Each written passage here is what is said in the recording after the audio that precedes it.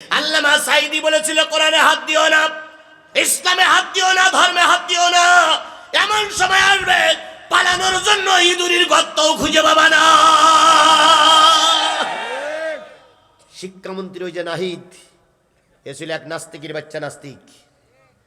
এরপরে দীপুমণি গেল, এরা মুসলমান না হিন্দু আজ পর্যন্ত ঠিক পাইনি আমি। এ হলো হিজড়ামার কালক। কমিটির লোকের বলি, যদি মনে করো লাইন খারাপ, সাদা কাগজে লিখে দেবো, এমন জোরে দৌড় দেব কেউ খুঁজে পাবে না।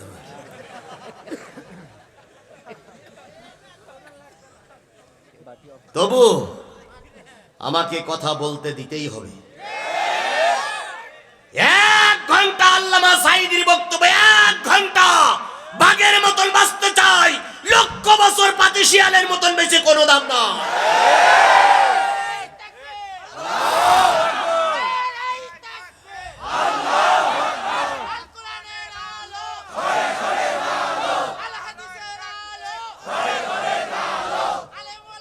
আমার ভাইরা, আল্লামা সাঈদী দুনিয়া থেকে বিদায় হয়ে গেছে। ইচ্ছা করে স্বাভাবিক মৃত্যুবরণ করেনি, তাকে মেরে দেওয়া হয়েছে। কথা বলেন ঠিক না নাকি? তার জনপ্রিয়তা এত আকাশচুম্বী, গোটা দেশের আনাচে কানাচে তার আওয়াজ বাজতেছে। কথা বলেন ঠিক না নাকি?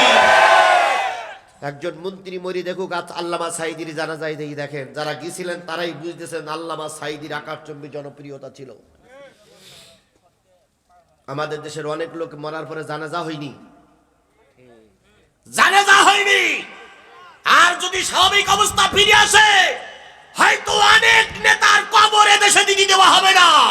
এদেশের মাটি তোমাদের গ্রহণ করবে না, এদেশের মাটি তোমাদের উচ্চে ফেলাইয়ে দেবে। যে অত্যাচার নির্যাতন চালাচ্ছ, মাটি পর্যন্ত তোমাদের বিরুদ্ধে খেপে যাচ্ছে। আল্লাহ বোঝার তৌফিক দান করুক, সকলে বলুন আমিন। আমি একটু নরম কথা বলতে চাই, কিন্তু নরম কথা বললে 2-1 জন ওটা চলা করে। কারণ আমার এই শ্রোতা যারা আসে, তারা একটু গরম কথা শুনতে চায়। নরম কথা বললে কয় হুজুর বিক্রি হয়ে গেছে। এটা আমি জানি তোমরা কি শুনতে চাও। তোমরা চারিপাশে দাঁড়িয়ে আছো কি জন্য, এটা আমিও জানি। কিন্তু আমার পিছনে যে ফেউ লেগেই আছে।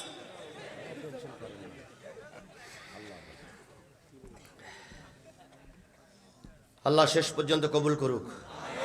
ফজরের সালাত আদায় করেছিলেন আদম আর হাওয়া, মনে আছে তো? এই ফজরের সালাত কখন আদায় করেছিলেন? ফজরের সালাত কখন আদায় করেছিলেন?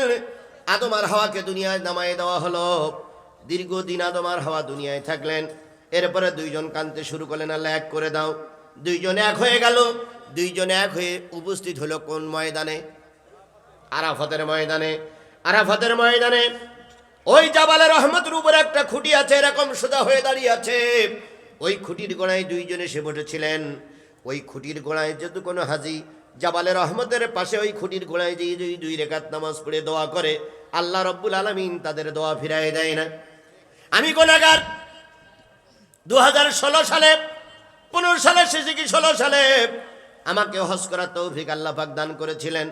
আমি জাবালে রহমতের কাছে যে 2 রাকাত নামাজ পড়ে দোয়া করেছি, সেই দিকে আমি যাচ্ছি না। শুধু এতটুকু বলি, আদম আর হাওয়া দীর্ঘদিন পর এক জায়গায় হলেন। এক জায়গায় হয়ে যৌবনের একটা উত্তেজনা বাড়লো। একজন আর একজনের সঙ্গে মেলামেশা করবে, কেউ নাই, দেখার মতন কেউ নাই। আল্লাহ বললেন, দীর্ঘদিন পরে এক জায়গায় করে দিয়েছি, এবার 2 জন উজু করে 2 রাকাত সালাত আদায় করে শুকরানা নামাজ। আদম আর হাওয়া 2 রাকাত সালাত আদায় করেছিলেন ওই জাবালে রহমতের পাশে বসে। ওই 2 রাকাত নামাজ উম্মতি মুহাম্মাদের জন্য আল্লাহ পাক মেরাজের রাত্রিতে ফরজ করে দিলেন। যে নারী যে পুরুষ ওই 2 রাকাত সালাত ইচ্ছা করে, যত কষ্ট হোক ইচ্ছা করে, কাজা না করে ওই সালাত আদায় করবে, আল্লাহ রব্বুল আলামিনের নবী বলেন আদম আর হাওয়ার সঙ্গে আল্লাহ পাক ওদের জান্নাত দিয়ে দেবে। ফজরের সালাত এই পর্যন্ত রেখে দিলাম, তা না হলে 5 ওয়াক্ত শেষ করতে পারবো না। 2 নম্বর নামাজের নাম কি? জোহরের ফরজ নামাজ কয় রাকাত? এই 4 রাকাত নামাজ পড়েছিলেন আমার মুসলিম মিল্লাতের পিতা ইব্রাহিম আলাইহিস সালাম আর তদীয় সন্তান ইসমাঈল আলাইহিস সালাম। 2 জনে এই যে মিনার ময়দানে 4 রাকাত নামাজ আদায় করেছিলেন। আল্লাহ রাব্বুল আলামিন হযরত ইব্রাহিম আলাইহিস সালামকে বললেন, হে ইব্রাহিম, আপন জিনিসটা আল্লাহর রাস্তায় কুরবানি করো। কি জিনিস? প্রিয় জিনিস কুরবানি করো। স্বপ্নে খোদা ইব্রাহিমের বলিল হে জোরবানি, হে প্রিয়বার বন্ধু আমার মোর নামে দাও কুরবানি। 12টা কি বেজে গেছে? তিনজন 6জন লোক কিন্তু উঠেছে। যদি শরিয়াতের ওজর ছাড়া আপনি চলে যান, জাতির সঙ্গে আপনারা গাদ্দারি করে যাচ্ছেন। কারণ এই সমাজে এখন সবচেয়ে নামাজি লোকের বড় অভাব। আর যদিও নামাজ পড়ে, নামাজের একটাও নিয়ম কানুন জানে না। এখনই যদি ইন্টারভিউ নেওয়া হয়, তাহলে শতকরা 90% লোক ফেল করবে আমার দেশে। কথা বলে ঠিক না বেঠিক? সেই সময় আমি নামাজের কিছু কথা বলছি, আপনারা কিছু মুরব্বি উঠে যাচ্ছেন। আপনাদের কারণে যদি একটা যুবক চলে যায়, ও বেনামাজি হওয়ার গুনাহ নিয়ে আপনার কবরে যাওয়া লাগবে। ফাজলামি করতে আসেন না। আমি আল্লাহর কোরআন দিয়ে নামাজের কথা বুঝাচ্ছি। কথা বলেন ঠিক না বেঠিক? যদি এই জায়গা থেকে এই পাশের থেকে 5জন 10জন লোক নামাজি হয়, আজকের এই মাহফিল আমাদের জন্য কল্যাণের ওসিলা হয়ে যাবে। এই জন্য দয়া করে উঠবেন না। ওটা চলা করলে আমার খারাপ লাগে। অনেক বক্তা আছে 10,000 লোক নিয়ে ওয়াজ করে, 2,000 লোকও থাকে না মোনাজাতে, তারা সন্তুষ্ট হয়। কিন্তু আমার টার্গেট হলো 5,000 লোক নিয়ে শুরু করব, 10,000 লোক নিয়ে মোনাজাত করবে। এটা হলো আমার টার্গেট। যদি না হয় বুঝতে হবে জিহাদি ওয়াজ ভালো লাগতেছে না। আমার ওয়াজ মানুষ ভালো করে শোনে কিনা শোনে আমি ভালোই বুঝি। আমার ওয়াজ আপনারা গেলেন কি না গেলেন আমি ভালোই বুঝি। যখন দেখতেছে একটু গিলতেছেন না, তখন একটু অন্য দিক যেতে হচ্ছে আমার। তবে হবে, জিহাদি ভেঙে পড়িনি, মস্কাই যায়নি। বগুড়ার মাটিতে যদি আর একটা মাহফিলের অনুমতি না হয়, বুঝতে হবে যারা পাওয়ারে আছে তারাই বন্ধ করে দিচ্ছে। আর যারা পাওয়ার দিয়ে কোরআনের মাহফিলগুলো বন্ধ করবে, কিয়ামতের দিন আমি ওদের বিরুদ্ধে আল্লাহর হাইকোর্টে নালিশ করব। আল্লাহ এদের কারণে বগুড়ার মাহফিল বন্ধ হয়েছে, ধরো এবং আমাদের সামনে বিচার করো। পারবেন না? আপনারা পারবেন না বিচার দিতে আল্লাহর আদালতে? বগুড়ার একটা মাহফিল যদি বন্ধ হয়, তাহলে সরকারের পাওয়ারে যারা আছে এদের কারণেই বন্ধ হবে। তাছাড়া বাংলাদেশে কোনো জায়গায় মাহফিল বন্ধ হচ্ছে না। আমি ইতিমধ্যে কুমিল্লায় 2-3টা মাহফিল করে আসছি। আগামীকাল আল্লাহ পাক তৌফিক দিলে আবার কুমিল্লার উদ্দেশ্যে রওনা হব। কোনো দেশে মাহফিল বন্ধ না। নুলিচুড়ি বগুড়ার কিছু লোক আছে, গুনগুন করতে থাকে। মাহফিলের অনুমতি নিতে গেলে কয় বক্তা জিহাদি। ওরে বাবা, মনে হয় যেন আমি ওর বাড়ির মাল সামানা সব কবে চুরি করে নিয়ে আসি। লাভাই উঠি সেই কত কিছু বলে। আল্লাহ ওদের হেদায়েত দিক। আর যদি হেদায়েত না হয়, ওদের হাত থেকে আল্লাহ দেশটার হেফাজত করুক। জোহরের সালাত আদায় করেছিলেন ইব্রাহিম তদীয় পুত্র ইসমাইল। মিনার ময়দানে চলে গেলেন, প্রচন্ড রোদ। আল্লাহ বললেন, ও ইব্রাহিম, তোমার নিজের পুত্রকে কুরবানি করতে হবে। ইসমাইল আলাইহিস সালামকে নিয়ে গেলেন। যখন মার কাছে যায়, হাজেরার কাছে যখন যায়, হাজেরা বলে, স্বামী কোথায় যাবা? স্বামী বলে, আত্মীয়র বাড়ি বেড়াতে যাবে। চলে যাও, তবে খেয়াল করো দুপুরের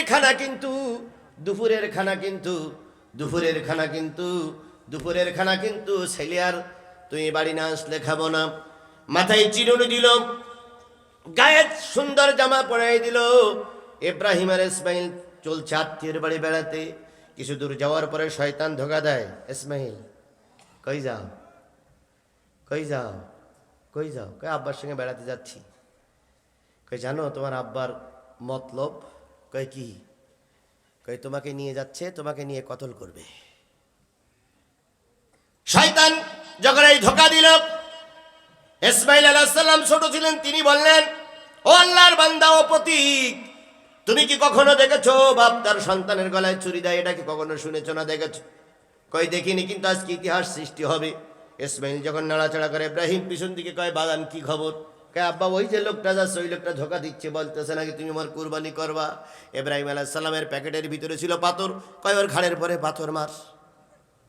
তাহলে বোঝা গেল, কেউ যদি ইসলাম থেকে দূরে সরানোর জন্য ধোকা দেয়, তাহলে আল্লাহর ইব্রাহিমের নির্দেশে তার ঘাড়ের পরে কি মারতে হবে? জোরে বলেন, কি মারতে হবে? আজও যদি কেউ ইসলাম ধ্বংস করতে চায়, আল্লাহর নবী আমাদের ইব্রাহিম পিতার অনুসারে তারে পাথর মেরিয়ে মারা লাগবে।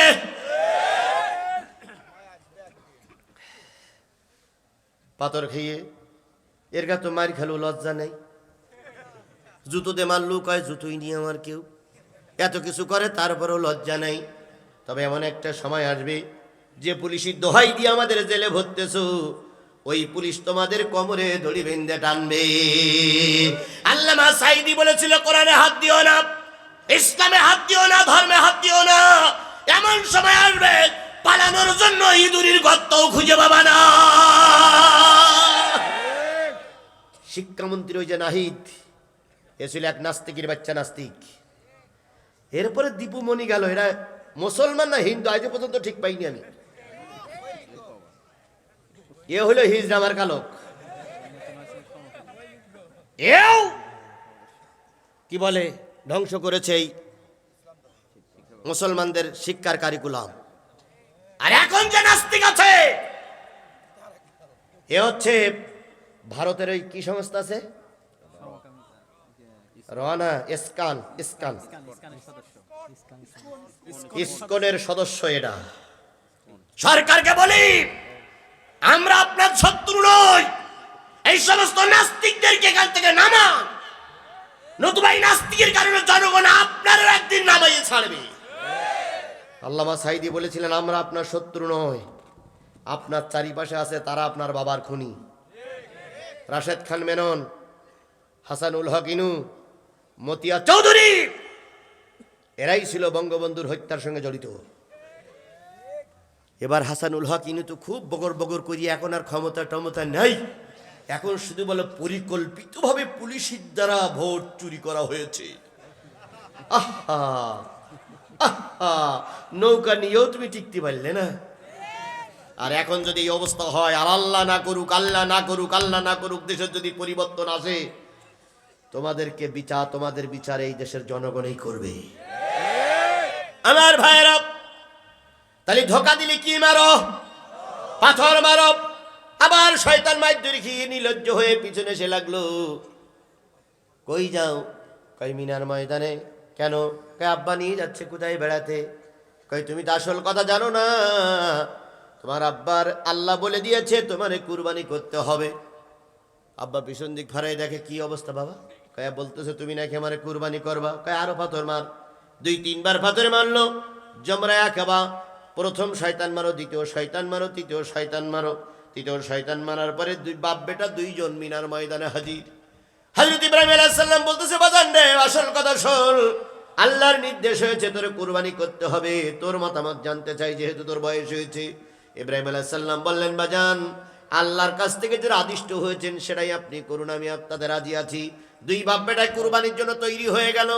ইসমাইল আলাইহিস সালাম পরামর্শ দিলেন, বাজান, আমি তোমার একমাত্র সন্তান, আমার চোখের দিকে তাকাইলে তোমার মায়া লাগতে পারে, এই জন্য আমার উপদেশ, আমার চোখটা ভালো করে বেঁধে নাও। 2 নম্বর আমার নসিহত হলো, আমার হাত পা শক্ত করে বাঁধো। কেন হাত পা শক্ত করে বাঁধবো? কারণ তুমি আল্লাহর নবী, তোমার নামের পেছনে খলিল লাগানো হয়েছে। আমার মৃত্যুর সময় মৃত্যু যন্ত্রণায় যদি ছটপট করতে লাগে, আমার হাত আমার পা তোমার গায়ে লেগে যেতে পারে। তুমি আল্লাহর খলিল, তোমার গায়ে হাত লাগলে, পা লাগলে বেয়াদবি হয়ে যেতে পারে। এই জন্য হাত পাগুলো ভালো করে বেঁধে নাও। হাত পা বেঁধে নেওয়া হলো। 3 নম্বর, আমাকে কাজ করে শোয়ায় দাও, জবা করা কাজ করে শোয়ায় দাও। কেন? আমার চেহারার পরে যদি তোমার চেহারা পড়ে, তোমার হাতটা কেঁপে উঠবে। কারণ আমি তোমার কলেজার মানিক সন্তান। 90 বছর বয়সে তুমি আমার মুখ দেখেছো, তোমার পর আমার পরে একটা মায়া তৈরি হয়েছে। কাজ করে সময় দাও। কাজ করে সবাই দিয়ে আমরা যেভাবে কুরবানি করে উত্তর রশিদেন করে সবাই দেওয়া হলো। সবাই দেওয়ার পর ইব্রাহিম আলাইহিস সালাম ছুরি চালায়, ছুরি চলে না। ইসমাইল বললেন, বাজান, যখন এই ছুরি চালাতে যাচ্ছেন তখনই মায়ার উদ্রেক হচ্ছে, এই জন্য ছুরি চালাতে পারতেছেন না, আপনি আপনার চোখটা বেঁধে নেন। ইব্রাহিম আলাইহিস সালাম চোখ বেঁধে নিলেন। 2 বাপ বেটায় চলতেছে লড়াই আল্লাহর সন্তুষ্টির জন্য, আল্লাহর সন্তুষ্টির জন্য, আল্লাহর সন্তুষ্টির জন্য লড়াই চলতেছে। ছুরি চালায়, ছুরি চলে না। ছুরি মারে, পাহাড় খনকান হয়ে যায়, কিন্তু ছুরি চলে না। ইসমাইল ইব্রাহিম 2 জন পরীক্ষা দিচ্ছে আল্লাহর দরবারে। পরীক্ষায় 100 উত্তীর্ণ হয়ে গেল। আল্লাহ বললেন, ও ফেরেশতারা, বাপ বেটার পরীক্ষা চলতেছে, উঠাই নিয়ে আসো, বৈশাখ মাসের এই গরমে সহ্য করা যায় না, ওখান থেকে সরাই ইসমাইলকে দাও। ইসমাইলকে সরাই ওখান থেকে একটা দুম্বা দাও, একটা পশুর উপযোগী একটা ছাগল বা ভেড়া দাও। ছাগল ভেড়া দেওয়া হলো। ইব্রাহিম আলাইহিস সালাম ইসমাইল আলাইহিস সালামকে কুরবানি করার নামে ছুরি চালালো। ইসমাইলকে টেনে নিয়ে দুম্বার গলায় যখন ছুরি চললো, দুইজন আল্লাহু আকবার বলে চিল্লায় উঠলেন। এরপরে চোখ খুলে দেখে ছাগল কিংবা দুম্বা কুরবানি হয়ে গেছে, ইসমাইল এখনো দাঁড়ায় আছে। এবার বাপ যখন ইসমাইলকে ধরার জন্য চেষ্টা করছিলেন, আল্লাহ বললেন, ইব্রাহিম রে, আর চেষ্টা করা লাগবে না, তোমার চেষ্টা শেষ, আমার সাহায্য শুরু। তাহলে ইব্রাহিম নিজের সন্তান কুরবানি করতে চেয়েছিলেন কার সন্তুষ্টির জন্য? রুহানির বাবাকে আমি দেখেছি, বারবার রুহানির কথা বলতে হয়, কারণ রুহানির রক্তে ভিজে আছে এই জমিন। রুহানির রক্তে ভিজে আছে এই জমিন, তাই বারবার রুহানির কথা বলতে হয়। আমি রুহানির বাবাকে দেখেছি এত পাথরের মতো অটল হয়েছে। আমি জিজ্ঞেস করি, ভাই একটু কি কষ্ট লাগে না? কয় না। যখন কষ্ট লাগে তখন ইব্রাহিম ইসমাইলের কথা মনে হয়। ইব্রাহিম ইসমাইলকে কুরবানি করতে চেয়েছিল আল্লাহর সন্তুষ্টির জন্য। আমি আমার সন্তানকে আল্লাহর দিন কায়েমের জন্য দিয়ে দিয়েছি। আমার এই রক্তের কারণে, রক্তের ফোঁটায় যদি বগুড়ার মাটিতে কোরআন কায়েম হয়ে যায়, আমার জীবনটা হবে সবচেয়ে বড় পাওয়া। দুইজনের সালাত আদায়, দুইজনের কুরবানির ওই পর্ব শেষ। এবার দুইজন পানির খোঁজ করলেন। পানির খোঁজ করে এবার উজু করলেন। উজু করে বাপ বেটাই মিনার ময়দানে 4 রাকাত সালাত আদায় করেছিলেন। এই 4 রাকাত সালাতের নাম হলো জোহরের সালাত, জোহরের নামাজ। আল্লাহ নবী বলেন, এই 4 রাকাত নামাজ যদি কোনো ব্যক্তি আদায় করে, ইব্রাহিম আর ইসমাইল যে জান্নাতে থাকবে, জোহরের নামাজ আদায়কারী এবং আদায়কারিনী নারী এবং পুরুষকে আল্লাহ পাক ইব্রাহিমের সঙ্গে জান্নাতে দেবে। জাতির পিতা ইব্রাহিমের সঙ্গে জান্নাতে যেতে চান আপনারা? আদম আলাইহিস সালামের সঙ্গে জান্নাতে থাকতে চান আপনারা? তাহলে ফজরের নামাজ আর জোহরের নামাজ কাজা করা যাবে না, যাবে না, যাবে না। 3 নম্বর নামাজের নাম কি বলবো? 3 নম্বর নামাজের নাম হলো আসরের নামাজ। আসরের নামাজ আদায় করেছিলেন ইউনুস বিন মাদ্দা। কোন নবী? হযরত ইউনুস আলাইহিস সালাম। ইউনুস আলাইহিস সালাম ছিলেন দেশের একজন রাজা। আল্লাহ পাক নবুয়ত দিলেন। ইউনুস আলাইহিস সালাম দিনের কাজ শুরু করলো। ইউনুস আলাইহিস সালামের দাওয়াতে যখন কোনো কাজ হলো না, ইউনুস আলাইহিস সালাম বলেন, আল্লাহ, এ জাতি তো আমার কথা শোনে না, কি করবো? আল্লাহ পাক বলেন, ইউনুস, ভয় দেখাও, আখিরাতের ভয় দেখাও, পরকালের ভয় দেখাও, কিয়ামতের ভয় দেখাও। যত ভয় দেখাই লোক তত পাগল বলে। আজ আমরা যারা আখিরাতের ভয়, পরকালের ভয় দেখাচ্ছি, তাদেরকে ওরা পাগল বলতেছে। কথা বলেন ঠিক না বেঠিক? অথচ জাতীয় সংসদে যতজন লোক এমপি হয়েছে, সব এমপিদের দুর্নাম বেরিয়েছে, দুর্নীতি আছে। কিন্তু ইসলামী আন্দোলনের পক্ষ থেকে যে কয়জন এমপি হয়েছে, আল্লাহর কসম, আর যাই করুক, কোনো দুর্নীতির মামলা অথবা কোনো সম্পদ গায়েবের মামলা তাদের বিরুদ্ধে হয়নি। আওয়ামী লীগের একজন বিরাট নেতা, থানা সেক্রেটারি, তিনি আমাকে বলতেছেন, হুজুর, মেয়ে বেঁধেবো, ছেলে দেখেন। যদি মেয়ে বেঁধেবেন, আপনি দলের লোক, আপনার দলের লোকেদের সঙ্গে দেন। কয়, হুজুর না, আমার দলের ছেলেদের সঙ্গে দেব না। কেন? কয়, হুজুর, আমার একটা আছে, রাত্রি যে কনে থাকে, কনে যায় আল্লাহই ভালো জানে। 11টা 12টার দিকে চোখ মোটা লাল করে এসে দরজা ধাক্কা দেয়, দরজা খোল, দরজা খোল। দরজা খুললে ওর মালও ঠেলা মারে, আমারও মারে। আর এইরকম যদি গাজা মার্কা ছেলের সঙ্গে দিয়ে দেয়, তো আমার মেয়েটা সর্বনাশ হয়ে যাবে। ও সে আপনাদের দলের একটা ছেলে দেখেন, ওর সঙ্গে আমি মেয়ে বিয়ে দেবো। আমি বললাম, আপনি এক দলের, আমি আর এক দলের, আমার দলের লোকদের সঙ্গে মেয়ে বিয়ে দেবেন কেন? কই, হুজুর, আর যাই করুক না কেন, আপনার দলের যুবকেরা, যারা ছাত্র, যারা যুবক, এরা আর যাই করুক, মুরব্বীদের অসম্মান করে না। কথা কি বাড়াই বললাম না ঠিক বললাম? বগুড়ার মানুষেরা বলো, অন্যান্য দলের যুবকদের সঙ্গে তুলনা করো, আর আমার দলের ছাত্র সংগঠনের সঙ্গে তুলনা করে দেখো, আমার দলের যুবকেরা মুরব্বীদের সম্মান করে কিনা। যে এই সম্মানের সঙ্গে বলে, চাচা আসসালামু আলাইকুম, ভালো আছেন, আপনার শরীরটা কেমন যাচ্ছে, তারপরে দাবি দাবা যা করে পরে বলে, কিন্তু আগে সম্মানটা দিয়ে নেয়। 2 নম্বর, আমার দলের ছেলেরা নামাজ পড়ে না, কিন্তু আপনার দলের ছেলেগুলো আজান দিলে নামাজে যায়। কি কথা ঠিক না বে ঠিক? এরপরে আমার ছেলেরা বিড়ি টানে গাঁজা খায়, আপনার দলের ছেলেরা বিড়ি টানে না, গাঁজা টানে না। এই জন্য ওই ছেলের কাছে যদি মেয়েরা বেঁধিতে পারি তাহলে আমি খুশি হয়ে যাব। এরকম ছেলে একমাত্র ইসলামপন্থীরাই তৈরি করতে পারে। আর তাদেরকে বলো রাজাকার, তাদেরকে বলে মৌলবাদী, তাদেরকে বলো যুদ্ধ অপরাধী, তাদেরকে বলো দেশদ্রোহী। দেশদ্রোহী তারা যারা এই দেশে বসবাস করে ওই সুইস ব্যাংকে টাকা রেখেছে, এরাই দেশের চূড়ান্ত দুশমন। দুর্নীতি দমন কমিশন বলতেছে শুধুমাত্র এই গত 5 বছরের ভিতরে 90,000 কোটি টাকা ব্যাংকে থেকে লুটপাট হয়ে গেছে। এগুলো জিব্রাইল ফেরেশতার মিকাইল ফেরেশতা ঘাড়ে করে নিয়ে গেছে নাকি? এই টাকাগুলো গেল কই? প্রধানমন্ত্রী নিজেই বলেছে আমি ছাড়া আর আমার দলের সব চোর। নিজেই বলেছে আমি ছাড়া আমার দলের সব চোর। তাহলে নিজেই স্বীকার করেছে চোর, অথচ চোর নিয়েই চলতে হচ্ছে। তবে সবাই যে চোর একথা আমি বলি না, ভালো মানুষেরও কিছু কিছু আছে। আপনার বগুড়ায় যে ভালো মানুষ নেই তাও বলি না, বগুড়ায় 2-1 ভালো মানুষ আছে। সেই ভালো মানুষের ভিতরে আরো কিছু ভালো মানুষ তৈরি করি দেখ। সকলে বলুন আমি। আমার ভাইয়েরা, ইউনূস আলাইহিস সালাম অনেকদিন দাওয়াতি কাজ করলেন, লোক তৈরি হলো না। ইউনূস যখন কান্দে তখন আল্লাহ পাক বলেন আখিরাতের ভয় দেখাও। আখিরাতের ভয় দেখানো হলো, তারপরে মানে না। ইউনূস আলাইহিস সালাম আল্লাহর কাছে কাঁদলেন, আল্লাহ এবার কি করব? আল্লাহ বলেন ইউনূস রে, ওদেরকে আরো ভয় দেখাও, যদি তোমরা কালেমা না পড়ো খোদার গজব নাজিল হবে। এই কথা বলে ফেললেন ইউনূস আলাইহিস সালাম। জাতি এবার সুযোগ পেলে গজবটা আসবে শনিবারে না রবিবারে। জাতি উপহাস করে বললো গজবটা আসবে শনিবারে না রবিবারে। ইউনূস আলাইহিস সালাম কয় বৃহস্পতিবারে। বৃহস্পতিবার গেছে কবে? কালকে। বৃহস্পতিবারে গতকাল। বৃহস্পতিবারে গজব আসবে। জাতি অপেক্ষা করলো বৃহস্পতিবার আসবে। বুধবার পর্যন্ত গজবের কোনো আলামত পাওয়া গেল না। ইউনূস আলাইহিস সালাম বললেন আল্লাহ আল্লাহ আল্লাহ। আল্লাহকে কি খবর? গজবের কথা বলেছে। গজবের কথা তো আমি বলিনি, আমি বলেছি ভয় দেখা। তুমি গজবের কথা বললে, আর যদিও বললে দিন তারিখ ঠিক করে দিলে। আল্লাহ তাহলে গজব আসবে না? আসবে কিনা ওটা পরে, কিন্তু তুই বললে কেন? এখন নবীরা কখনো মিথ্যা কথা, হ্যাঁ মুসলমান কথা বলেন, নবীরা কোনোদিন মিথ্যা কথা বলে? ইউনূস আলাইহিস সালাম চিন্তা করলেন যদি গজব না আসে, জাতি আমার মিথ্যাবাদী বলবে, জাতি আমাদের প্রতারক বলবে, জাতি আমারে বিরাট দৌড় দেবে। আল্লামা সাঈদী বড় ছেলের জানাজায় এসেছিলেন, আমি গিয়েছিলাম। উনি বলেছিলেন আল্লাহ 50টা বছর কোরআনের দাওয়াত দিয়েছি, আমি যদি সোনা দিয়ে বাড়ি করতে চাইতাম সোনা দিয়ে বাড়ি করতে পারতাম, কিন্তু করিনি, শুধু দিনের খাতিরে।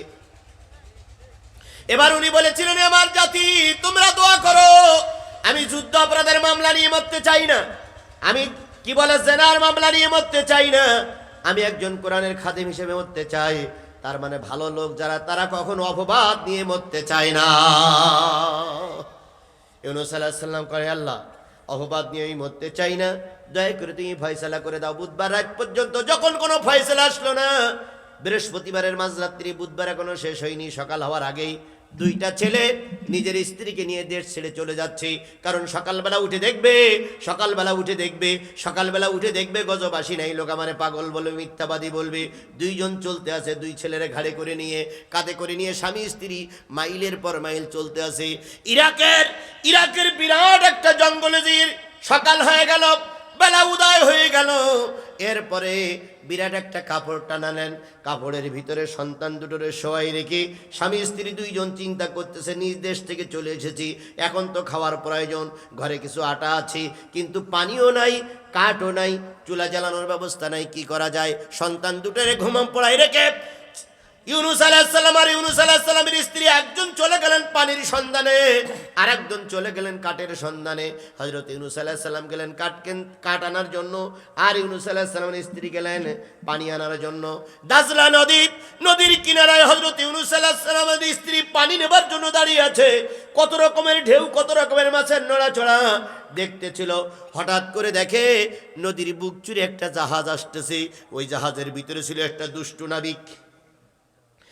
নাবিক বলল জাহাজটা কিনারায় ভিড়াও, জাহাজ কিনারায় ভেড়ানো হলো। দুইজন তিনজন ভালো মানুষের সন্তান বেরিয়ে এসে ইউনুস আলাইহিস সালামের স্ত্রীকে লঞ্চের ভিতরে উঠাই নিল আর বলল, আজকের থেকে তুমি আমারই স্ত্রী। দেখেন পরীক্ষা কিভাবে আসে। ইউনুস আলাইহিস সালামের স্ত্রী তাহলে কোথায় চলে গেল? হ্যাঁ মুসলমান কথা বলেন, কোথায় চলে গেল? ইউনুস আলাইহিস সালাম কিছুক্ষণ পরে কাঠ কেটে এনে দেখে, কাঠ সংগ্রহ করে এনে দেখে স্ত্রী নাই।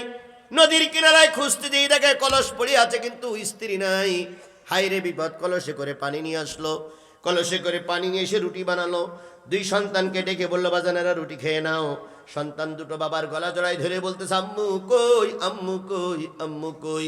ইউনুস আলাইহিস সালাম বলতো, তোমার আম্মু মনে হয় নদীতে ডুবে মারা গেছে অথবা কুমিরে খেয়েছে। এবার সন্তান দুইটা বলল, যতক্ষণ আম্মু ফিরে না আসবে ততক্ষণ পর্যন্ত আমরা রুটি খাবো না। পরীক্ষা শুরু হলো। আসতেছে কি কোন ওক্তের নামাজ? আসরের নামাজ আসতেছে, আসরের নামাজ। আমার বন্ধুগণ, হযরত ইউনুস আলাইহিস সালাম যখন রুটি খাওয়াইতে পারলেন না, দুই ছেলের নিয়ে পার হবে একটা ছোট নদী, তারপরে বড় নদী। হযরত ইউনুস আলাইহিস সালাম ছোট নদী পার হবে। বড় ছেলেটা বলল, আব্বু ছোট ভাইটার আগে পার করে রেখে এসো, তারপর আমি পার হব। হযরত ইউনুস আলাইহিস সালাম ছোট ছেলেটারে নিয়ে নদীর ভিতরে ঝাঁপায়ে পড়েছে। দেশে থাকা যাবে না, কারণ সকালবেলা উঠে যখন লোক আমারে দেখবে তখন আমারে কি বলবে? মিথ্যাবাদী বলবে, কাযযাব বলবে, আমারে মিথ্যাবাদী বলবে। জাতির কাছে মুখ দেখানো যাবে না। তাই তিনি ছোট সন্তানটার নিয়ে পার হয়ে যাচ্ছিল। মাঝখানে দিয়ে তিনিও ডুবে গেলেন, ছোট সন্তানটাও ডুবে গেল। কিছুক্ষণ পরে মাথা উঁচু করে দেখে আমি আছি, সন্তান নাই। তাহলে একই নদীতে কয়জন গেল? দুইজন। এবার বড় ছেলেটা নদীর পাড়ের থেকে বলছে, আব্বু কি ঘটনা? কয়, তোমার ছোট ভাই হারিয়েছি, মারো হারিয়েছি, অপেক্ষা করো, দুইজন চলে আসবো, তবু জাতির সামনে মিথ্যাবাদী হব না। ইউনুস আলাইহিস সালাম অনেক কষ্ট করে কিনারায় আসলো। জঙ্গলে ছিল এক বাঘ, শিকারের জন্য ক্ষুধার্ত বাঘ ঘুরতে ছিল, কাউকে না কাউকে দরকার। হঠাৎ করে ইউনুসের ছেলেটা পেয়ে গেল, নিয়ে দৌড় দিল। ইউনুস আলাইহিস সালাম অনেক কষ্ট করে ওর পিছনে ছুটে গেল, কিন্তু তারও আর পেল না। তাহলে বড় ছেলে স্ত্রী গেল কোথায়? ছোট ছেলেটা গেল কোথায়? নদীতে। বড় ছেলেটা কে নিয়ে গেল? এবার ইউনুস আলাইহিস সালাম কি একা? হায়রে পরীক্ষা, হায়রে পরীক্ষা, হায়রে পরীক্ষা! দিনের পক্ষে থাকতে গেলে এভাবেই পরীক্ষা দেওয়া লাগে। কথা বলেন ঠিক না? আহাসিবান নাস ইয়াতরাকু আয়াকুলু আমান্না ওয়া হুম লা ইফতানুন। তোমরা কি কথাই বলে বেঁচে যাবে যে তোমরা ঈমান এনেছো, অথচ কোনো পরীক্ষা হবে না? পরীক্ষার মাধ্যমে জানা হবে তোমরা ভালো না মন্দ। ইউনুস আলাইহিস সালাম মনে করলেন নদী পার হয়ে যাব, আর এদেশে থাকবো না। ছোট নদী পার হয়ে বড় নদীর কিনারায় গিয়ে চিন্তা করছে, এত বড় নদী পার হওয়া যাবে না। উনি বসে আছেন, আছে রক্তের সময়। হঠাৎ করে দেখতে দেখতে আরো 30-35 জন লোক আসলো। একটা নৌকা আসলো, ওই নৌকায় হযরত ইউনুস আলাইহিস সালাম উঠে বসলেন, আর ওরা উঠে বসলো। মাঝ নদীতে অমাবস্যার রাত, মাঝ নদীতে যাইয়ে হযরত ইউনুস আলাইহিস সালামের নৌকা চলে না। সবাই মিলে লটারি করে ইউনুস আলাইহিস সালামকে নদীতে ফেলাই দিল। নদীতে ফেলাই দেওয়ার পর একটা মাছে খেলো। ওই মাছ খাওয়ার পরে ওই মাছ যখন হজম করতে পারছিলেন না, তখন আরেকটা মাছ এসে খাইলো। আরেকটা মাছ যখন খাইলো, অবশ্যর অন্ধকার। এবার হযরত ইউনুস আলাইহিস সালাম ওখানে এবার কার স্মরণ করলেন? সেই দোয়াটা কি? এটা 2006 মুখস্থ আছে। মাশাআল্লাহ, লা ইলাহা ইল্লা আনতা সুবহানাকা ইন্নী কুনতু মিনাজ জালিমিন। হযরত ইউনুস আলাইহিস সালাম এই দোয়া পড়ার আগে খেয়াল করলেন, ইউনুস আলাইহিস সালাম এই দোয়া পড়ার আগে খেয়াল করলেন, এই দোয়া পড়ার আগে খেয়াল করলেন যে আমি মহা বিপদে পড়েছি, আমার পিছনে কেউ জানা আছে। তাকে লক্ষ্য করে বললেন, তুমি কে হে ভাই? তুমিও কেউ বিপদে পড়েছে? কয় না, আমি তোমার সাহায্য করার জন্য আসছি। উনি বললেন, আল্লাহ আমার সাহায্যকারী, তোমাদের কারোর দরকার না। ইউনুস আলাইহিস সালাম যে মাছের পেটে ছিলেন, ওই মাছটারে আরেকটা মাছে খেয়ে ফেললো। তাহলে যে মাছটা ইউনুস খাইলো, ওই মাছটারে আরেকটা মাছে খাইছে। তাহলে এই দুটো মাছ ক কেজি করে ওজন হইতে পারে? বগুড়ার বাজারে পাওয়া যাবে? আপনাকে কোন বাজারে মাছ কেনা বেচা হয় না? বড় বাজার, সে কি বাজার জানো? হ্যাঁ হ্যাঁ হ্যাঁ, চাষি বাজার না, মাছের একটা মেলা বসে আপনাদের। হ্যাঁ, গাবতলী পোড়া দাওয়া মেলা, সেখানে বড় বড় মাছ পাওয়া যায়। আচ্ছা, এই মাছ পাওয়া যাবে যে ইউনুস আলাইহিস সালাম গিলে খাইছে, আবার তার আরেকটা মাছে গিলে খাইছে, এই দুটো মাছ পাওয়া যাবে? পাকিস্তান পিরিয়ডে আমাদের সাতক্ষীরায়, পাকিস্তান পিরিয়ডে আমাদের সাতক্ষীরায় ওই রাস্তা ব্যারিকেড দেওয়া হয়েছে। এখন খানেরা আইছে, পুলিশ দাঁড়িয়ে দিয়েছে।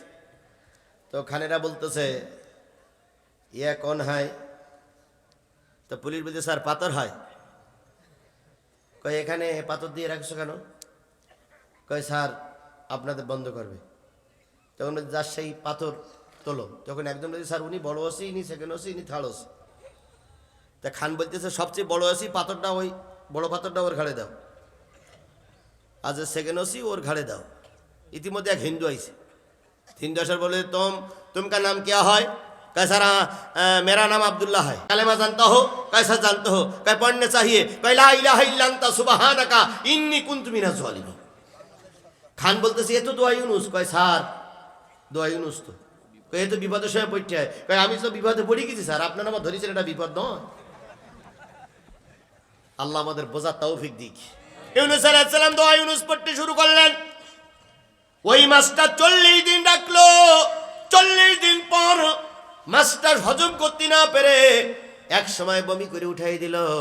যখন বমি করে উঠাই দিল, ইউনুস আলাইহিস সালামের মাথায় চুল ছিল না, হাতে নখ ছিল না, কিছুই ছিল না।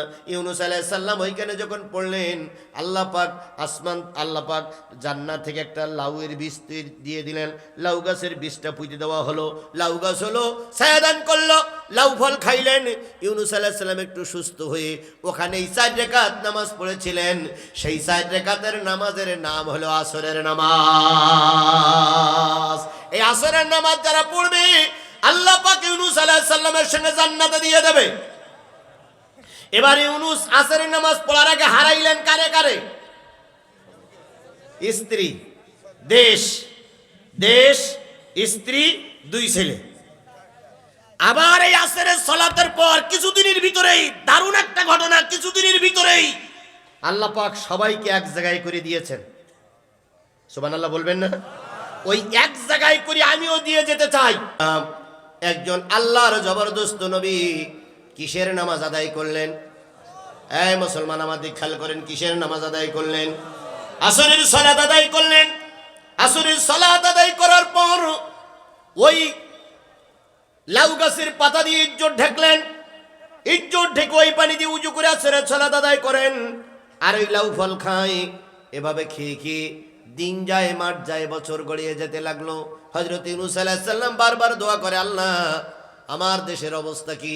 কোথায় আমার স্ত্রী, কোথায় আমার ছেলে মেয়ে, আমার অবস্থা কি? এখন আমি তো দারুণ অসহায়। এভাবে করতে করতে করতে করতে 6 মাস পার হয়ে গেছে। হঠাৎ করে সকালবেলা একদিন খেয়াল করে যে ওই দেশের কিছু লোক সেজে গুজে দেশে ভোট দিতে যাচ্ছে। এবার কিন্তু আসল খেলা। কি দিতে যাচ্ছে? ভোট দিতে যাচ্ছে।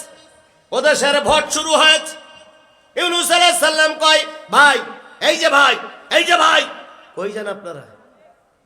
যারা একটু ধনী কেরাসের লোক, যারা একটু শিক্ষিত লোক, তারা কয়, এই মিয়া ফকির চুপ,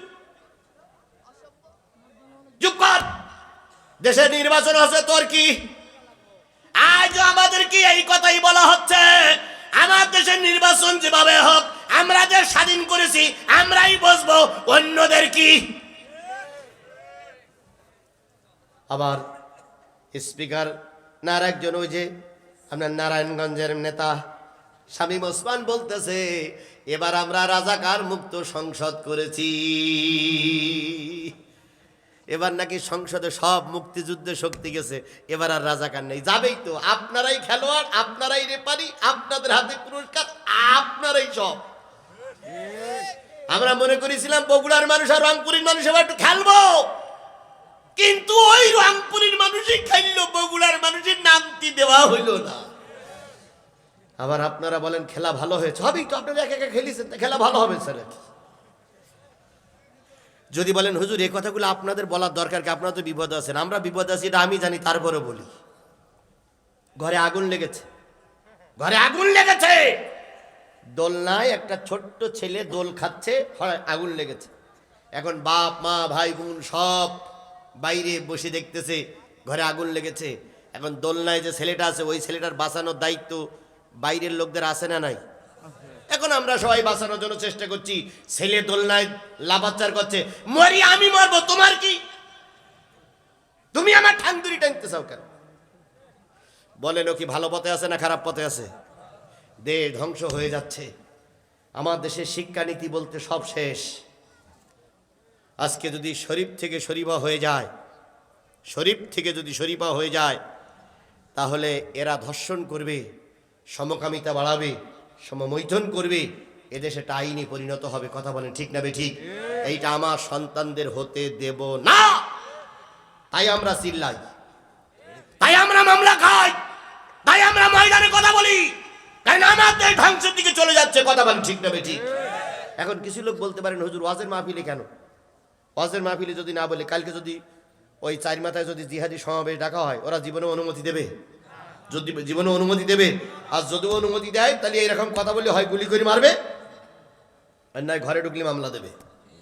এই কারণেই আমাদের দেশের লোকগুলো কথা বলতে পারছে না। আর শুধু কয় জনপ্রিয়তা নাই, জনপ্রিয়তা নাই। জনপ্রিয়তা আছে কিনা স্বাধীনভাবে একটু কথা বলতে দেন, দেখেন কার জনপ্রিয়তা কতটুকু বেশি। আপনারা নির্বাচনে পাশ করেছেন, আগামীকাল ব্রিজের একটা সমাবেশ আছে, আপনারা তার বিপক্ষে সমাবেশ ডাকলেন কেন? কি জন্য সমাবেশ ডাকলেন আপনারা? ডেকেছেন দুদিন আগে ডাকেন নাই, দুদিন পরে ডাকেন, তার মানে শয়তানি করবে না আপনারা, আর দোষ হবে আমাদের।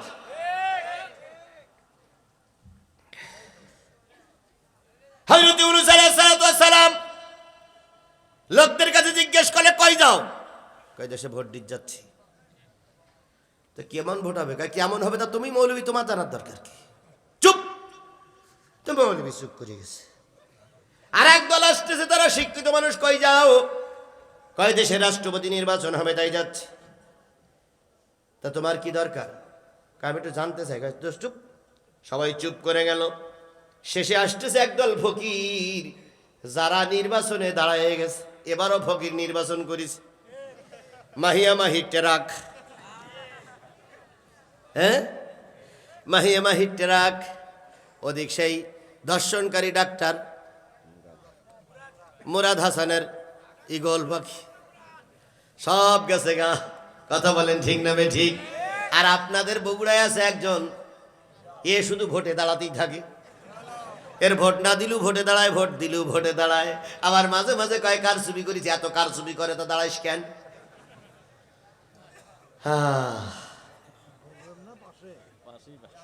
পাশেই বাড়ি। আচ্ছা হোক, আবার লাঠি সোটা না আসি ঢেকাইয়েন আপনারা, পাশেই বলে বাড়ি। আচ্ছা হোক। আমার ভাইয়েরা, জাতিকে নিয়ে উপহাস করা হয়। কথা বলেন ঠিক না বে ঠিক? আল্লাহ জাতির থেকে আমাদের হেফাজত করুক। আসতেছে ফকিরের দল, আর ইনিও ফকির, এনার পরিবারের কেউ নেই, দেশ ছাড়া হয়েছে, ছেলে মেয়ে ছাড়া হয়েছে। এই ফকিরদের সঙ্গে বলতেছে, ভাই কই যাও? কই তুমি কি এদেশে নতুন আসছো নাকি? কই কেন? কই এদেশে আজকে ভোটটা তুমি জানো না? কই শুনিনি তো। কেমন ভোট দিতে যাচ্ছি, দেশে নতুন রাজা হবে। ইউনূস আলাইহিস সালামের পরিকল্পনা হলো, দেখে একটু ভোটের পদ্ধতি। চলে গেলেন ওদের সঙ্গে, যেয়ে দেখবে ভোট তো দিতে যাবে লোক, কিন্তু ভোট দিতে লোক যাওয়ার আগে এরা নতুন একটা পদ্ধতি আবিষ্কার করেছে। সেটা হলো, মঞ্চের সামনে বিরাট একটা টেবিল, টেবিলের পাশে একটা খাসা, ওই খাসায় আছে একটা পাখি। এবার ফকিরদের জিজ্ঞেস করে, এই পাখি কি করে আনা হলো? কয়ে পাখি সরকার প্রধান নির্বাচন করবে, পাখির গলায় দেওয়া, পাখির পায়ে দেওয়া হবে একটা মালা, পাখি যার গলায় মালাটা পরায় দেবে সেই হবে আজকের এই দেশের প্রেসিডেন্ট। 5 বছরের প্রেসিডেন্ট হবে, নির্বাচন করবে পাখি। আর আমার দেশের 5 বছরের নেতা নির্বাচন হবে, নির্বাচন করতেছে প্রশাসনের লোকেরা। আমাদের ভোট দেওয়া লাগতেছে না, ভোট দিয়েছে প্রশাসন, তাকাই দেখেছে জনগণ। সুষ্ঠু হয়েছে নির্বাচন, ভোট দিয়েছে প্রশাসন, তাকাইছিল জনগণ। এবার ভাইয়েরা, হযরত ইউনূস আলাইহিস সালাম খেয়াল করলেন, প্রথম সিঁড়িতে সবচেয়ে নামি দামি লোক, তারপরে পরের সিঁড়িতে মন্ত্রী পরিষদের লোক, তারপরে শিক্ষিত লোক। এভাবে করতে করতে আদনা থেকে আদনা প্রায় 40টা লাইন বসে গেছে। পাখি ছেড়ে দেওয়া হলো, পাখি উড়ে উড়ে সমস্ত জায়গায় দেখলো হযরত ইউনূস আলাইহিস সালাম লাউ গাছের পাতা দিয়ে লজ্জাস্থান ঢেকে দূরে একটা গাছের গোড়ায় বসে বসে দেখতেছে কেমন নেতা নির্বাচিত হয়, কেমন নেতা নির্বাচন হয়। এই পাখি ছেড়ে দিল, 40টা লাইন ঘুরে আসলো, কিন্তু পাখি কারোর গলায় মালা দিল না। একবার যখন ফিরে আসছে তখন রাষ্ট্রপ্রধান যিনি আছেন আর তার মন্ত্রী পরিষদ আছে, কই এ ফাঁকি দিয়ে চলবে না, এ দুর্নীতিবাজ ফাঁকি, এ ফাঁকি দিয়ে চলবে না, এ ফাঁকি পাল্টাও। তখন যারা নির্বাচন কমিশন আছে কাছে এবছর তদন্ত হয়ে যাক, পরবর্তীতে পাল্টাবো। পাখি আবার উড়াল দিল, কাউকে পেল না, দ্বিতীয়বার উড়াল দিয়ে পাখি যখন আবার টেবিলের পরে বসলো তখন সবাই ধারণা করতেছে পাখি দিয়ে হবে না। পাখির নজর এবারে 40টা কাতারের বাইরে চলে গেছে। হযরত ইউনূস আলাইহিস সালাম লাউ গাছের গোড়া দিয়ে, লাউ গাছের গিরো দিয়ে দিয়ে তসবিহ বানায়ে পড়তেছে, লা ইলাহা ইল্লা আনতা সুবহানাকা ইন্নী কুনতু মিনাজ জালিমিন, লা ইলাহা ইল্লা আনতা সুবহানাকা ইন্নী কুনতু মিনাজ জালিমিন। পাখি এবার উড়াল দিয়ে যাবে না, যাবে না। ওই গাছের গোড়ায় যেটা জোরে শব্দ করলো, ইউনূস আলাইহিস সালাম মাথা উঁচু করলো, সকলে মিলে এইবার ওই ইউনূসের গলায় ওই পাখি মালা পরাই দিল। কুলিল্লাহুম্মা মালিকাল মুলকি তুতিল মুলকা মান তাশা, তাবারাকাল্লাযী বিয়াদিহিল মুলক। আল্লাহ যার ইচ্ছা তার রাজত্ব দেয়, আর যার ইচ্ছা তার রাজত্ব, যার কাছ থেকে ইচ্ছা তার রাজত্ব তার কাছ থেকে ছিনিয়ে নেয়। চিরকাল কেউ থাকতে পারেনি। ফেরাউন চেয়েছিল চিরকাল থাকবো, ওই ফেরাউনই প্রথম শিক্ষা ব্যবস্থা ধ্বংস করে গেছে। আজকেও যারা শিক্ষা ব্যবস্থা ধ্বংস করছে এদের উত্তরসূরি হলো ফেরাউনির বংশ। ফেরাউনির বাচ্চা বললে আবার কালকে ধরে নিয়ে যাবে না, ওদের উত্তরসূরিরা হলে ফেরাউনের উত্তরসূরিরা, এরা ফেরাউনের নিম্ন শ্রেণীর লোক, ওরা এর উত্তরসূরি। আমার ভাইয়েরা, ইউনূসের গলায় মালা পরানো হলো। নির্বাচন কমিশন সহ প্রশাসনের ভাইরা দিয়ে বলল, ফকির আল্লাহ তোর ইজ্জত দিয়েছে, তুই হলি এই দেশের বাদশা। ইউনূস আলাইহিস সালাম, আল্লাহ এ কি হয়? কথায় বলে নদীর একুল ভাঙে অকুল গড়ে, এই তো নদীর খেলা। সকালবেলা বাচ্চারে তুই ফকির, সন্ধ্যাবেলা। হযরত ইউনূস আলাইহিস সালাম মালাটা গলায় নিয়ে ওরা যখন বললো দেশের প্রেসিডেন্ট হয়ে গেছো, দেশে নিয়ে গেল, রাজবঙ্গভবনে নিয়ে গেল, গোসল দিল, নতুন কাপড় পরানো, নতুন কাপড় পরিয়ে ক্ষমতায় বসাই দিল। ইউনূস আলাইহিস সালাম ছিলেন পথের ফকির, এখন হয়ে গেছে দেশের। এই রাতারাতি আল্লাহ পরিবর্তন করে দিতে পারে, সেই আল্লাহ এখনো আছে না নাই? হযরত ইউনূস আলাইহিস সালাম ক্ষমতায় বসেছেন 6 মাস পর।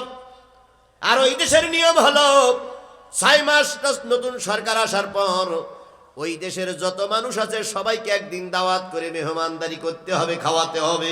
এই ওই দেশের নিয়মটা হলো এরকম, সব দেশের মানুষকে একদিন মেহমানদারি করতে হবে। ইউনূস আলাইহিস সালামের তাই বলে দেওয়া হলো। জাতির কর্ণধার ইউনূস আলাইহিস সালাম এখন মেহমানদারি করার জন্য তৈরি হয়ে গেছে। 6 মাস পার হয়ে গেছে।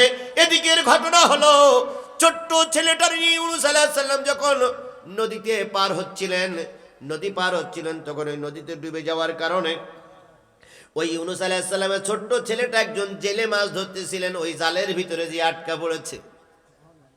জেলে ওই ছেলেটারে নিয়ে সেবা শুশ্রূষা করে একটু বড় করেছে। বড় ছেলেটা বাগে নিয়ে গেল। বাঘ যখন নিয়ে যাচ্ছিল তখন শিকারীর জালে আটকা পড়লো। শিকারী ওরে খেয়ে পড়ে লালন পালন করে বড় করলো। ইউনূস নতুন প্রেসিডেন্ট হয়ে গেছে। এই সংবাদ শুনে দুইজন, একজন মৎস্য শিকারী, একজন বাঘ শিকারী, দুইজন বাজারে তুলেছে বিক্রি করার জন্য। দুইটা ছেলেরে স্বরাষ্ট্রমন্ত্রী কিনে নিয়ে আসলো। ইউনূস আলাইহিস সালামকে বলল, হুজুর আপনি তো প্রেসিডেন্ট হয়েছেন, দুইটা ছেলে কিনে নিয়ে আসছি, এই দুইটা ছেলের আপনার বডিগার্ড বানাতে চাই। ইউনূস আলাইহিস সালাম বলেন, অস্ত্রের পরিচালনা শিক্ষা দাও, ওদেরকে ওইখানে রাখো, যদি প্রয়োজন হয় কাছে ডাকবো। আল্লাহ যে হারানো শক্তি ফিরাই দিতে পারে, এটা কি আপনাদের বিশ্বাস হয়? বিশ্বাস হয়? তাহলে কিসের ভয়?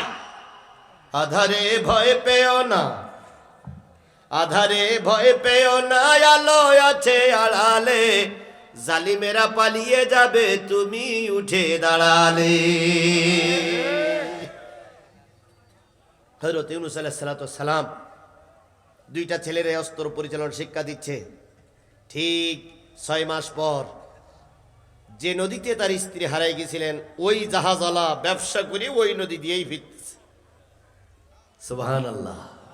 ইউনূস আলাইহিস সালাম নৌবাহিনীর লোকদের বললেন, জাহাজে যারা যাবে সকলকে খেয়ে যেতে হবে, সকলকে খাওয়ার কথা বলে দাও।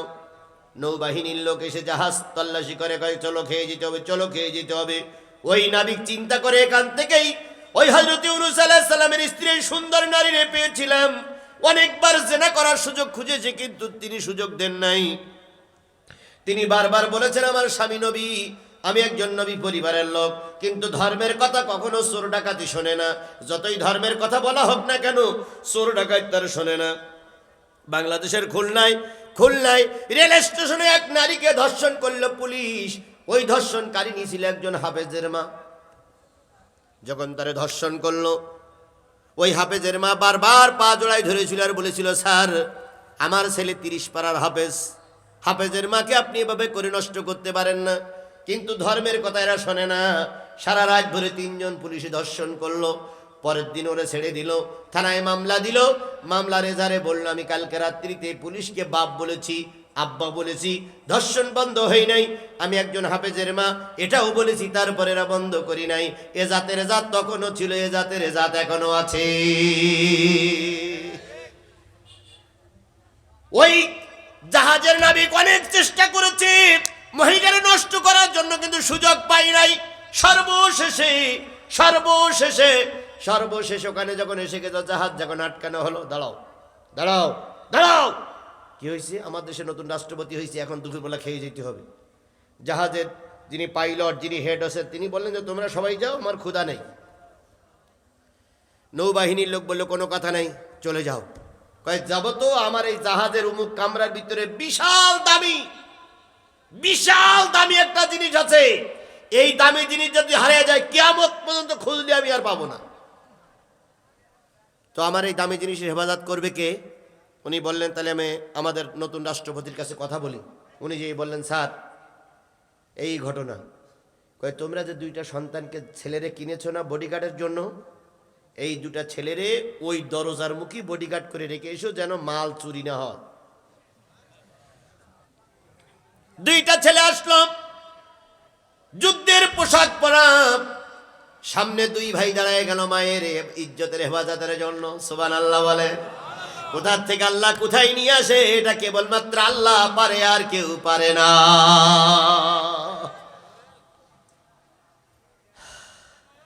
দুইজন দাঁড়িয়ে গেল, সবাই দুপুরের খানা খাওয়ার জন্য গিয়েছে। হযরত ইউনূস আলাইহিস সালাতু ওয়াস সালামের স্ত্রী কামরার ভিতরে ইউনূস তদারকি করে সবাইকে খাওয়াচ্ছে। হঠাৎ করে ছোট ছেলেটা বড় ছেলেটা ছোট ছেলের দিকে তাকায় বলতেছে, ভাইরে তোর নাম কি রে? আব্দুর রহমান। বাড়ি কোথায়? কই নানুয়া শহরে। আব্বার নাম ইউনূস, মার নাম ফাতেমা। মা বাপ কোথায়? কয় মারে কুমিরি খেয়েছে, আর বাবা আমারে পার করতে যেয়ে আমি ডুবে গেছিলাম, বাবাও মনে ডুবে মরেছে। তো চুপ করে শুনলো বড় ছেলেটা। কিছুক্ষণ পরে জিজ্ঞেস করে বড় ভাইয়ের কাছে, বড় ভাই দেখতে তো মনে হয় আপনি আমার চেয়ে বড়, আপনার পরিবারের নাম? কয় তোর বাবার নাম যা, আমারও বাবার নাম তাই। তোর মার নাম? কয় তোর মার নাম যা, আমার মার নাম তাই।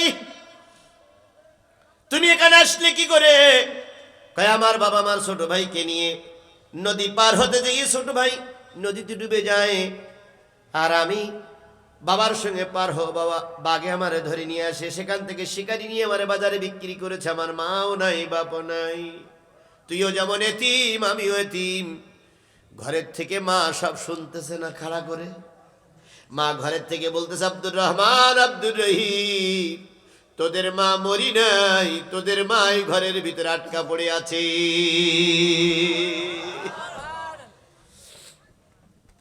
কান্না সহ্য করতে না পেরে বড় ভাই ছোট ভাই নিয়ে বলতেছে, চুপ কর, ঘরের ভিতরে নারীর আওয়াজ ভেসে আসতেছে। এটা যদি সরকার প্রধান শুনতে পায়, এরা যদি ঘরের ভিতর থেকে স্বামী যদি বাইরের থেকে কেউ শুনতে পায়, সরকার প্রধান আমাদের গাদ্দান কাপড়ে মাথা আলাদা করে ফেলবে। মেহেরবানি করে চুপ কর, দেখি কোনো সুযোগ হয় কিনা। 2 ভাইয়ের কথা শুনে ভিতর থেকে 2 ভাই মেয়ের কান্না শুনে, কি হয়েছে ভাই? কি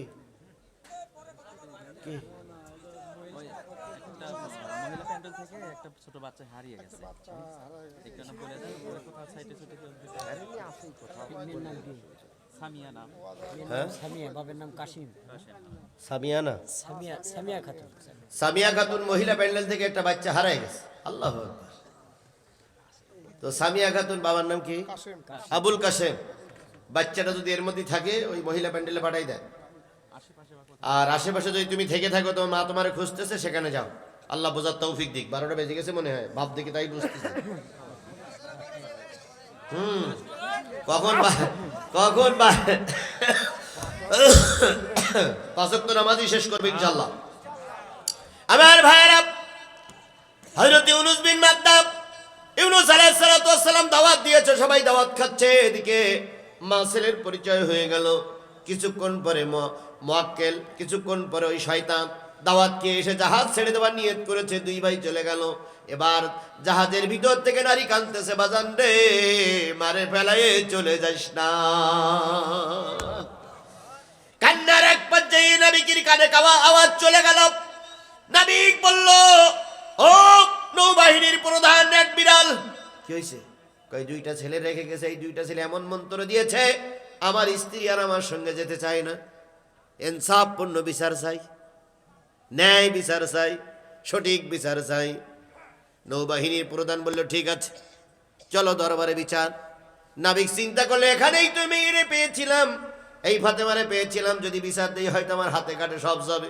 কোনো কথা নেই, বিচার যখন দিয়েছে বিচার হবে। আদালতে নিয়ে যাওয়া হলো, দুই ছেলেরে হাজির করা হলো, স্ত্রীরও হাজির করা হলো। যে কাপড়ে হারাই গিয়েছিল সেই কাপড়ই আছে, নতুন কাপড় এখনো পরার সুযোগ হয়নি। এক কাঠগড়ায় ইউনূসের স্ত্রী, আর এক কাঠগড়ায় দুই সন্তান। আর ইউনূস আলাইহিস সালাম বিচারের আদালতে বসে আছেন, চেয়ারে বসে আছেন। ইউনূস আলাইহিস সালাম বললেন, ওগো যুবক, তোমরা না বডিগার্ড, তোমরা এই নারীরে কি বলেছো? কই আমরা তো কিছু বলিনি। ওই নারীর দিকে তাকায় বলেন, ও নারী, তুমি এমন কি শুনেছো যার কারণে তুমি কাঁদতেছো? ইউনূস আলাইহিস সালামের স্ত্রী ইউনূস আলাইহিস সালামকে চিনে বললেন, বাবা হয়ে সন্তানের সঙ্গে গাদ্দারি করো না। তাকায় দেখো ওই কাঠগড়ায় যারা দাঁড়ায় আছে সেটা তোমার এই সন্তান। আর আমার দিকে তাকায় দেখো ওই নদীতে পানি আনতে যে এরাই আমাকে ধরে নিয়ে আসছিল। দীর্ঘ একটা বছর আমার সঙ্গে খারাপ আচরণ করার জন্য চেষ্টা করেছে, মালিক আমাকে হেফাজত করেছে, আমি একই কাপড়ে আছি। ইউনূস আলাইহিস সালাম লক্ষ্য করলেন, সব কিছু দেখলেন। দেখার পরে আদালত রায় দিল, বাপ সন্তানের সঙ্গে এক জায়গায় হয়ে গেল। দুষ্টু নাবিক দুষ্টামি করার পরে শাস্তি পেল। এদিকে ওই যে দেশ থেকে তিনি পালিয়ে আসছিলেন ওই দেশে গজব হয়নি ঠিকই, কিন্তু পরের দিন গজবের একটা সংবাদ পেয়ে গেল। তারপরে গজব যখন হলো না ঠিকই, ওরা তখন ইউনূস আলাইহিস সালামকে খুঁজতেছে। খুঁজতে খুঁজতে খুঁজতে ওরাও খুঁজতেছে, কোথায় গেল আমাদের হুজুর? খুঁজতে খুঁজতে ওরাও পেয়ে গেল, দেশও পেয়ে গেল, দেশের রাষ্ট্রপতি হয়ে গেল। মাঝখানে আল্লাহ পাক একটা বছর দুইটা বছর পরীক্ষা নিলেন। পরীক্ষার পরে আল্লাহ পাক আবার সবাইকে একত্রিত করে দিয়েছিলেন। এই একত্রিত হয়ে এবার সবাই মিলে আবার নামাজ আদায় করলেন। ওনাদের সময়টা ছিল আসরের রক্তের সময়, ওনারাই পড়েছিলেন আসরের নামাজ। তাহলে ফজরের নামাজ কে পড়েছিলেন? জোহরের নামাজ কে পড়লেন? ইব্রাহিম আলাইহিস সালাম। আসরের নামাজ কে পড়লেন? ইউনূস আলাইহিস সালাতু ওয়াস সালাম। মাগরিবের নামাজ পড়েছিলেন হযরত ঈসা রুহুল্লাহ। কোন নবী? ঈসা রুহুল্লাহ। উনি পড়েছিলেন মাগরিবের নামাজ। এই জন্য ফজরের নামাজ 2 রাকাত, কারণ আদমের বাবাও ছিল না, মাও ছিল না, শুধু 2 রাকাত তারা দুইজন আদায় করেছিলেন। ইব্রাহিমের মা ছিল, বাবা ছিল, এই জন্য ইব্রাহিম আলাইহিস সালাম 4 রাকাত নামাজ আদায় করেছিলেন। আজ ফজর গেল, জোহর গেল, আসর গেল, মাগরিবের নামাজ ঈসা আলাইহিস সালাম আদায় করেছিলেন 3 রাকাত, কারণ ঈসা আলাইহিস সালামের বাপ ছিল না, শুধু ছিল মা। তাই আল্লাহ পাক ওই নবীর বেলায় দিলেন নামাজ কয় রাকাত? 3 রাকাত। ওখানে তো বেশি দিলে দিতে পারতেন, কিন্তু আল্লাহ তা দিলেন না, 3 রাকাত দিয়ে বললেন 1 রাকাত নামাজ তোমার জন্য বেশি করে দিলাম। যারা 1 রাকাত নামাজ সারা জীবন বেশি করে আদায় করবে, মাগরিবের 3 রাকাত পড়বে, 2 রাকাত আল্লাহ এবং রাসূলের জন্য, তোমার জন্য, আর 1 রাকাতের সওয়াব বাড়তি করে আমি তোমাদের মায়ের আমলনামায় সওয়াবটা দিয়ে দেব। এখন ঈসা আলাইহিস সালাম পড়েছিলেন বিরাট একটা বিপদের থেকে উদ্ধার হয়ে, ওই যে ইহুদিরা মাছ শিকার করার ওখান থেকে ওটা পড়েছিলেন, ওটা আপনারা জানেন, আমি ওই পদ থেকে দিলাম। আর এশার নামাজ পড়েছিলেন হযরতে মুসা আলাইহিস সালাম। এই মুসা আলাইহিস সালাম যে 4 রাকাত নফল নামাজ, তাদের জন্য কিন্তু নামাজগুলো নফল ছিল, সেই নামাজগুলো আমাদের জন্য ফরজ হলো। এবার আসুন, তাহলে 5 ওয়াক্ত নামাজ 5 নবী আদায় করেছিলেন, ওই 5 নবীর নামাজ আমাদের মাথার পর চাপাইতে হয়েছে। এই 5 ওয়াক্ত নামাজ যদি কোনো ব্যক্তি আজকের এই মেরাজের রাত্রি থেকে শিক্ষারি আদায় করে, ওই 5 নবীর সম্মান দিয়ে যা আল্লাহ ইজ্জত দিয়ে যে জান্নাত দেবে, তুমি আর আমি 5 ওয়াক্ত নামাজ পড়লে এই 5 নবীর যে কোনো নবীর সঙ্গে আল্লাহ জান্নাত দিয়ে দেবে। তাহলে এত বড় মর্যাদা হওয়ার পরও কালকে থেকে নামাজ কাজা করব, কাজা করব। আল্লাহ পাক সকলকে 5 ওয়াক্ত নামাজি বানার তৌফিক দান করে। এতক্ষণ ওয়াজ করলাম, এবার শিক্ষা। ওয়ামিনাল লাইলি ফাতাহাজ্জাত বিহি নাফিলাতাল লাক, আর তাহাজ্জুদের নামাজ পড়ে নফল করে দিলাম। আসা ইয়াবাসাকা রাব্বুকা মাকামাম মাহমুদা, আশা করা যায় যারা তাহাজ্জুদের নামাজ পড়বে তারা মাকামে মাহমুদ পেয়ে যাবে, সম্মানিত জায়গায় পেয়ে যাবে। এই জন্য নফল নামাজ হলো তাহাজ্জুদ। তাহাজ্জুদ যদি পারেন অতিরিক্ত পড়ার জন্য চেষ্টা করবেন। এখন এই নামাজ কায়েম করার দায়িত্ব কার? কার? রাষ্ট্রের। জি, এই নামাজ বাস্তবায়ন করার দায়িত্ব কার? তার প্রমাণ দেখেন, হয়ে গেছে আর মাত্র 2 মিনিট হয়ে গেছে। তার প্রমাণটা হলো এই নামাজ ফরজ হলো মক্কায় না মদিনায়? এই মুসলমান কথা বলেন, হয়ে গেছে 2 মিনিটের ভিতরে শেষ করব। এই নামাজ ফরজ হলো মক্কায় না মদিনায়? কিন্তু মক্কায় কি রাসূল নামাজ পড়তে পেরেছিলেন? কেন পারেননি? কি ছিল না? রাষ্ট্রীয় ক্ষমতা হাতে ছিল না। রাষ্ট্রীয় ক্ষমতা হাতে ছিল না, এই জন্য আল্লাহ রসুল মক্কায় 1 ওয়াক্ত নামাজ ও জামাত করে পড়তে পারেননি। আল্লাহ বলতেছেন, ও নবী, এবার নবী বলতেছেন, আকুর রব্বি আদখিলনি মুদখালা সিদকিন ওয়া আখরিজনি মুখরাজা সিদকিন ওয়াজআলনি মিন লাদুনকা সুলতানান নাসিরা। হে আমার রব, সত্যের সঙ্গে মক্কা থেকে বাহির করো, সত্য সহকারে মদিনায় প্রবেশ করাও, আর আমাকে সত্যের ওয়াজআলনি মিন লাদুনকা, আর তোমার পক্ষ থেকে আমাকে রাষ্ট্রীয় ক্ষমতা দাও। যদি রাষ্ট্রীয় ক্ষমতা না হয় তাহলে আমি নামাজ কায়েম করতে পারবো না। খালি রাষ্ট্র ক্ষমতা চেয়েছিলেন আমার নবী। কথা বলেন ঠিক না বেঠিক? আমরা আজকের এই মাহফিল থেকে উদাত্ত আহ্বান জানাচ্ছি, রাষ্ট্রের সরকার যদি কোরআনপন্থী না হয়, সেই দেশে কোরআন মেনে চলা বড়ই কষ্ট। এই জন্য আমরা ইসলামী রাষ্ট্র চাই। কথা বলেন ঠিক না বেঠিক? ইসলামী সরকার চাই, ইসলামী রাষ্ট্র চাই। সর্বশেষ কথা হলো ইসলামী সরকার চাই, ইসলামী রাষ্ট্র চাই। এটা কি জিহাদির মনের কথা? এটা কি জিহাদির মুখের কথা? এটা কার কথা? তাহলে আজকের থেকে নিয়ত করব, যতদিন পর্যন্ত দেশে সরকার প্রধান ইসলামপন্থী না হবে ততদিন পর্যন্ত ময়দানে কাজ করেই যাব। এখন ইসলামপন্থী সরকার বানাতে দিয়ে শুধু দোয়া করলে হবে? কর্মী তৈরি করতে হবে, জেলে যেতে হবে, মার খেতে হবে, মামলা খেতে হবে। তারপর একদিন আল্লাহ পাক আপনার আমার রক্তের বিনিময়ে এদেশে ইসলাম সরকার প্রতিষ্ঠিত করে দেবে।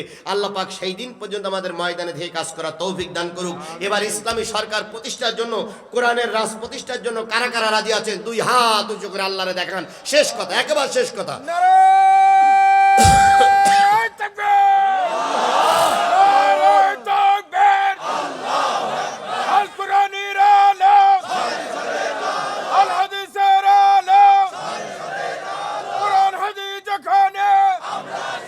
আল্লাহ এই হাতগুলোরে কবুল করুক।